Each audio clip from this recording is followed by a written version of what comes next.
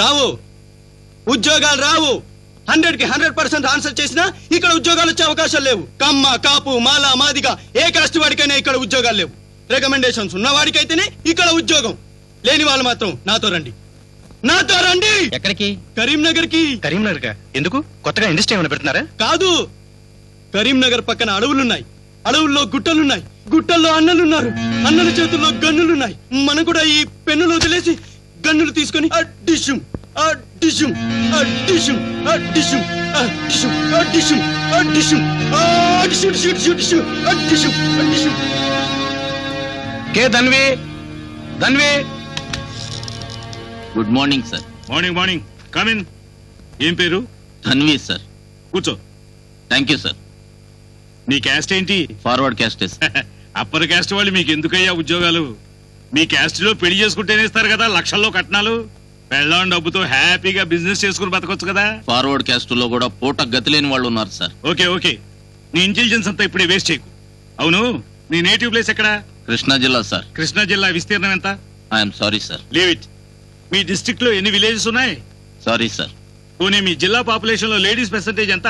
Sorry sir. ఏమయ్యా, నువ్వు సారీలు తప్ప సమాధానాలు చెప్పలేవా? నేను సివిల్ సర్వీస్ ఇంటర్వ్యూకి రాలేదు సార్. బ్యాంక్ సర్వీస్ ఇంటర్వ్యూకి వచ్చాను. చదివింది ఎంకామ్ సార్. అంటే ఎంకామ్ కి సంబంధించిన ప్రశ్నలే వెయ్యాలా? మనిషికి జనరల్ నాలెడ్జ్ ఉండక్కర్లేదా? అదేంటి? Fan sir. ఆ ఫ్యాన్ క్లాక్ వైజ్ లో తిరుగుతుందా, యాంటీ క్లాక్ వైజ్ లో తిరుగుతుందా? క్లాక్ వైజ్ లో తిరుగుతుంది సార్. ఫ్యాన్ ఎలా తిరుగుతుందని ఎంకామ్ లో చెప్పారా? లేదు సార్. బీకామ్ లో చెప్పారా? పోనీ ఇంటర్ లో చెప్పారా?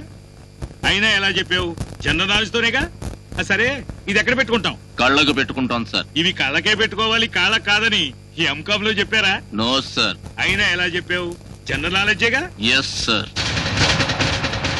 అరే, అమితాబ్ బచ్చన్ కౌన్ బనేగా కరోడ్పతి ప్రోగ్రాం పెడుతున్నందుకే గైడ్స్, న్యూస్ పేపర్స్ చదివి జీకే పెంచుకుంటూ ఓకే అంటూ పోటీ పడుతున్నారు. ఆ మాత్రం ప్రిపేర్ అయ్యి రాకపోతే ఎలా బాబు? సి మిస్టర్ ధన్వి, హైదరాబాద్ లో సముద్రం ఎందుకు లేదయ్యా? ఆన్సర్ చెప్పకుండా అలా చూస్తావేమిటయ్యా? చెప్తాను సార్. 1947 సంవత్సరానికి ముందు హైదరాబాద్ లో సముద్రం ఉండేది సార్. తెల్లవాళ్లు మన దేశానికి స్వాతంత్రాన్ని ఇచ్చి వాళ్ళ దేశానికి వెళుతూ సికింద్రాబాద్ లో ఉన్న సముద్రాన్ని సర్కార్ ఎక్స్ప్రెస్ లో ఎక్కించుకుని ఇంగ్లాండ్ వెళుతుండగా ఇంజన్ వెనుకున్న బోగికి బొక్కబడి ఖైరతాబాద్ లో కొన్ని నీళ్లు కారిపోయాయి సార్. ఆ కారిపోయిన నీళ్లతో ఖైరతాబాద్ చెరువు నిండింది సార్. అప్పటి ఆ ట్రైన్ డ్రైవర్ పేరు హుస్సేన్ కాబట్టి అతని జ్ఞాపకార్థం ఆ చెరువును మనం ఈనాడు హుస్సేన్ సాగర్ గా పిలుచుకుంటున్నాం సార్. జోకులేస్తున్నావా? లేకపోతే ఏంటి సార్? హైదరాబాద్ లో గోల్కొండ ఉంటుంది, గండిపేట ఉంటుంది, గాని సముద్రాలు ఎడారులు ఎందుకుంటాయి సార్? సరే సరే, ఆ క్వశ్చన్ వదిలేద్దాం. తెలుగు బాగా చదువుంటావు కదా, నీకు తెలిసిన 3 పతివ్రతల పేర్లు చెప్పు. సీత, సావిత్రి, అరుంధతి. మరి మీ అమ్మ పేరు చెప్పలేదంటే? పతివ్రతలని అంత కాన్ఫిడెంట్ గా చెప్పడానికి సీత ఏమైనా నీ సిస్టరా, సావిత్రి ఏమైనా నీ కజినా?